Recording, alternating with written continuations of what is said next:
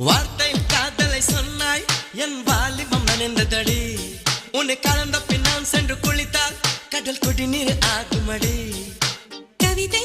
இது கவிதை இன்னும் கற்பனை செய்வோமா உயிரை இடம் மாற்றி நம் உதடுகள் சேர்ப்போமா அம்மம்மா நுனி விரல் தொட்டே என் இதயம் பதறியதே ஆழங்கள் தொட என்னாகும் என் உயிரே சிதறியதே நீ தீண்டினால் உயிர் தூண்டினால்